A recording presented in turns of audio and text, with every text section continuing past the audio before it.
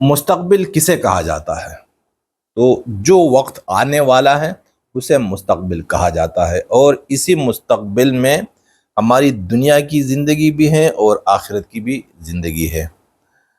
یعنی جو وقت آ رہا ہے، بھلے وہ دنیا میں ہو یا مرنے کے بعد ہو، وہ ہمارا مستقبل ہے، اور اسی مستقبل کے معمار کون ہیں، اسی مستقبل کی تعمیر کس کے ہاتھ میں ہے۔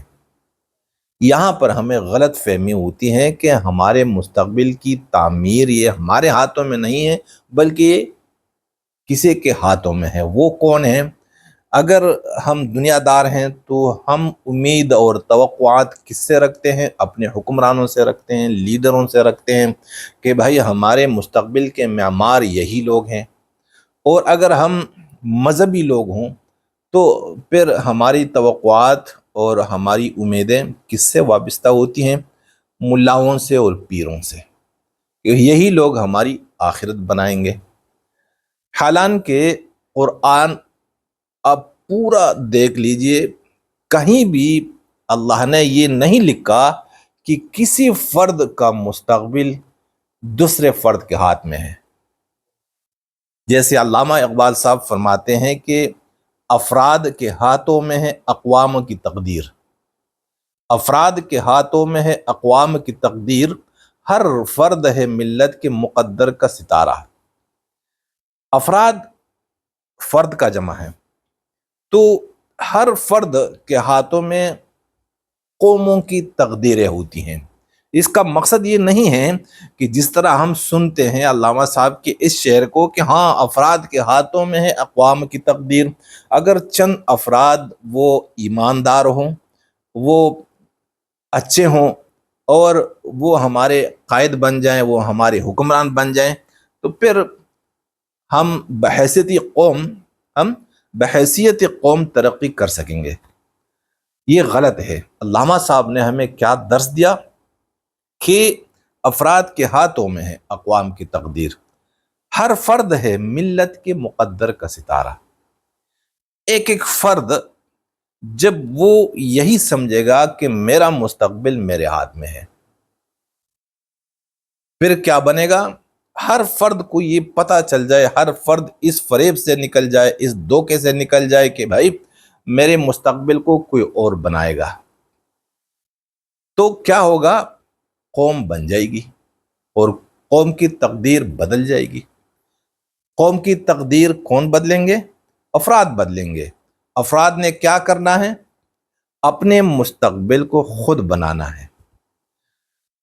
اب جن جن سے ہم توقعات وابستہ کرتے ہیں کہ بھائی یہ مولوی صاحب، یہ پیر صاحب، یہ لیڈر صاحب ہمارے مستقبل کو بنا دیں گے، اور ہم جیسے بنی اسرائیل ہوا کرتے تھے پہلے زمانے میں، تو دوسروں کے آسرے پہ، جیسے اب بھی ہماری امت میں یہ ایک، میں کیا کہوں، افواہ یا ایک بات عام ہو چکی ہے کہ امام مہدی علیہ السلام آئیں گے اور پھر عیسیٰ علیہ السلام اتریں گے، اس کے بعد پھر کیا ہوگا؟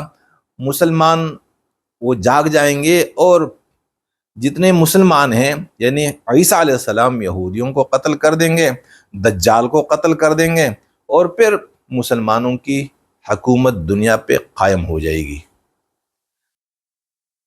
یہ جو روایت ہے اور یہ جو بات ہے، اسی نے امت کو بہت پیچھے دھکیل دیا ہے۔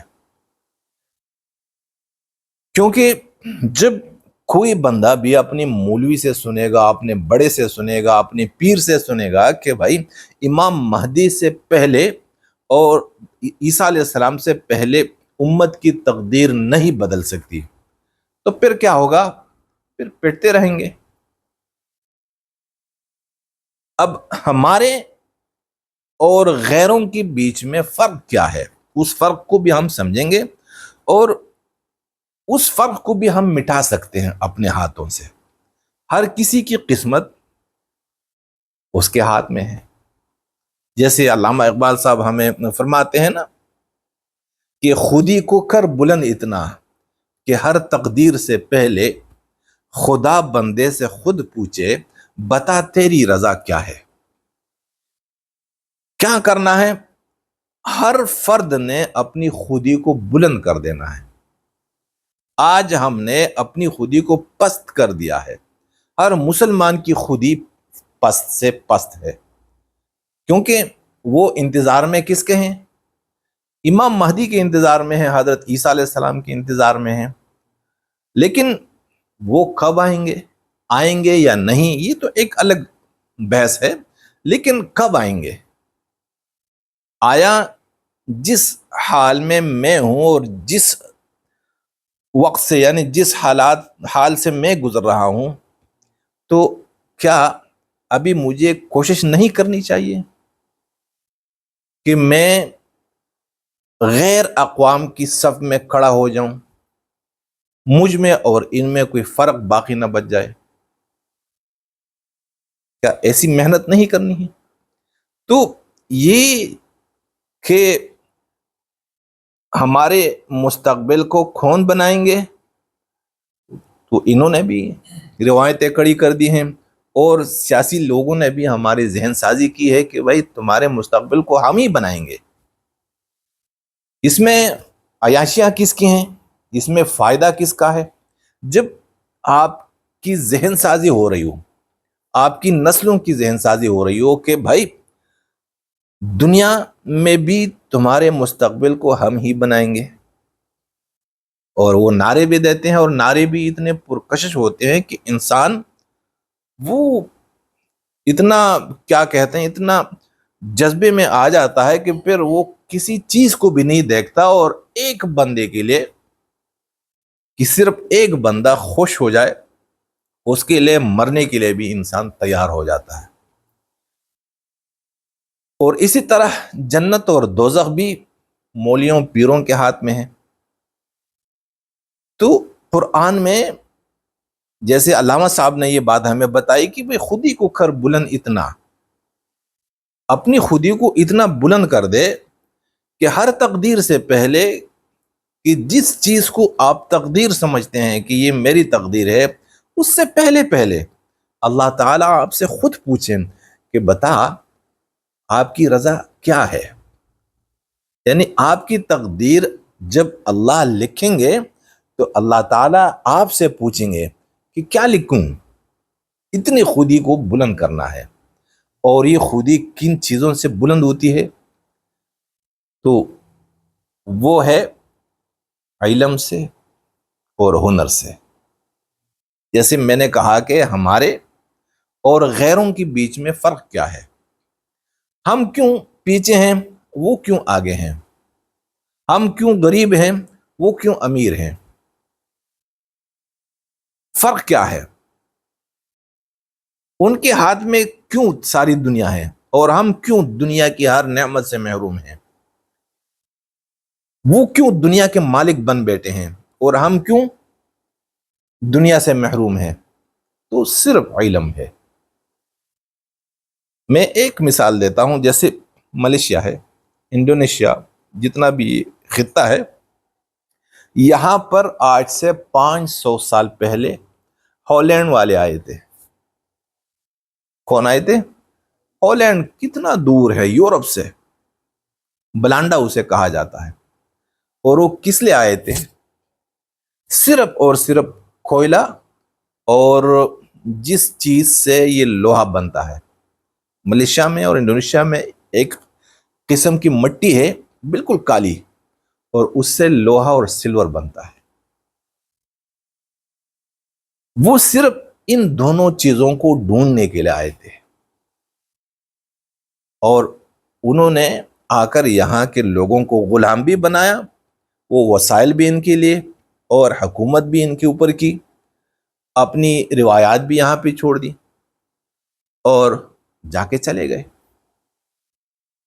یہاں یعنی یہ اپنا خطہ ہے، مسلمانوں کا خطہ ہے، یہاں کے اپنے لوگ ان چیزوں سے بے خبر تھے کہ ہماری دردی میں ہے کیا۔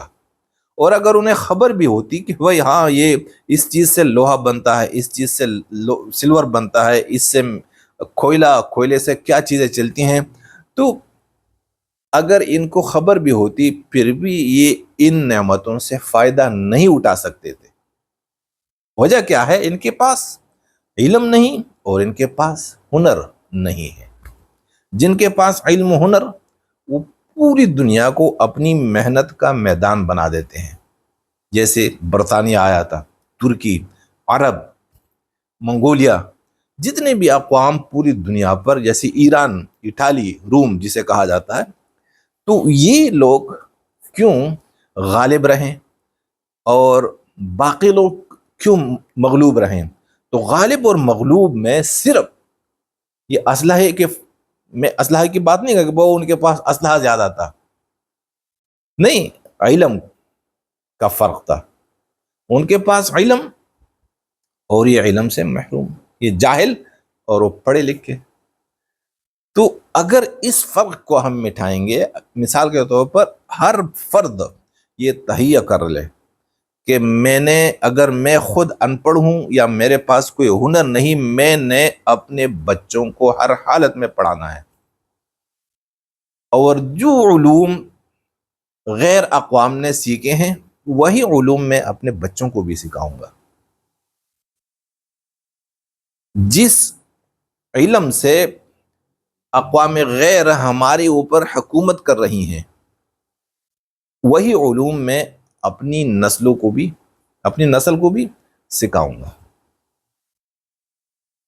بس اسی کے لیے وہ اپنی زندگی وقف کر دے اور پھر دیکھے کہ جیسے بچے پڑھے لکھے، مثال آپ کے جتنے بچے ہیں ان کو پڑھا لکھا بنا دے، بھلے آپ نے خود تعلیم نہیں حاصل کی ہے لیکن بچوں کو تعلیم یافتہ بنا دے، پھر یہ بچے قیامت تک کی نسلوں کو تعلیم یافتہ بناتے رہیں گے، اور ان میں اور غیر اقوام میں فرق نہیں ہوگا۔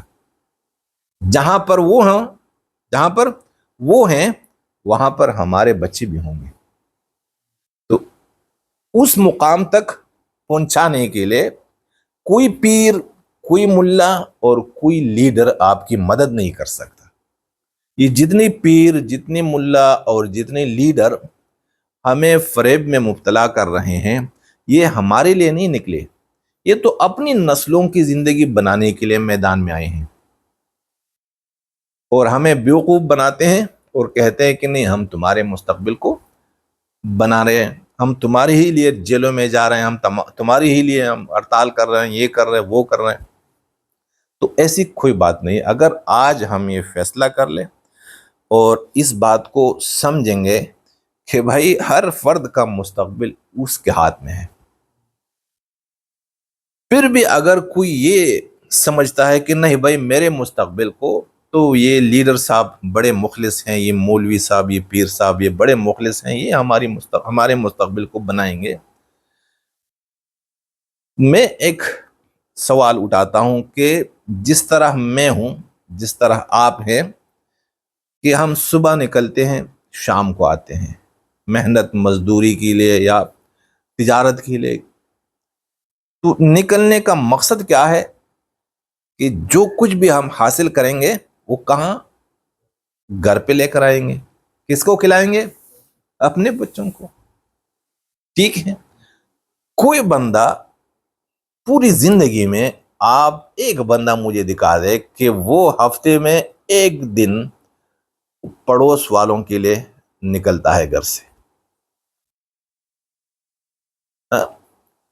وہ مہینے میں ایک دن غریبوں کے لیے نکلتا ہے، یا وہ سال میں ایک دن یتیموں کے لیے نکلتا ہے، یا وہ پوری زندگی میں اس نے ایک دن یا ایک ہفتہ یا ایک مہینہ جو کام کیا وہ دوسروں کے لیے کیا، اپنے بچوں کے لیے نہیں کیا۔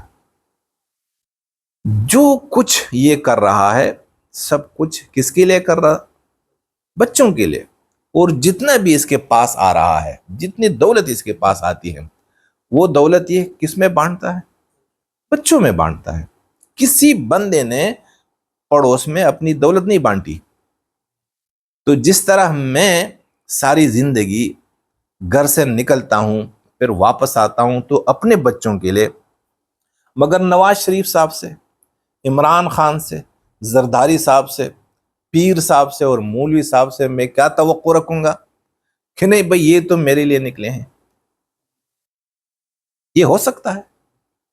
وہ جو ایوانی صدر میں بیٹھے ہیں، وہ جو پرائم منسٹر ہاؤس میں بیٹھے ہیں، وہ جو وزیر ہاؤس میں بیٹھے ہیں، بھائی یہ وزیر تو میرے لیے ہیں، یہ آفیسر تو میرے لیے ہے، یہ صدر صاحب، یہ وزیر اعظم صاحب تو میرے لیے ہیں، یہ میرے بچوں کے لیے ہیں۔ یہ ہو سکتا ہے؟ میں ایک مزدور ہوں تو مزدوری اپنے بچوں کی خاطر کر رہا ہوں۔ ایک بندہ آفیسر ہے، وہ افسری کس کے لیے کر رہا ہے؟ اپنے بچوں کے لیے کر رہا ہے۔ ایک بندہ وزیر ہے، ایم این اے ہے، مشیر ہے، سینیٹر ہیں، ایک بندہ وزیر اعظم ہے، ایک بندہ صدر ہے، ایک بندہ جنرل ہے، ایک بندہ جج ہے۔ تو یہ انہوں نے اس جو نکلنا ہے گھر سے اور جو کچھ حاصل کرنا ہے تو وہ کہاں لے کر جائیں گے؟ اپنے بچوں میں وہ بانٹیں گے، کیونکہ یہ ہو نہیں سکتا کہ میں تو اپنے بچوں کے لیے پوری زندگی مشقت کر رہا ہوں اور زرداری صاحب، نواز شریف صاحب، عمران خان یہ میرے بچوں کے لیے ساری زندگی جیلوں میں گزاریں گے، ساری زندگی وہ جلا وطنی میں گزاریں گے اور ساری زندگی وہ مشقت کریں گے میرے بچوں کے لیے، میرے مستقبل کے لیے۔ ہو سکتا ہے؟ اسی فرق کو سمجھنا ہوگا۔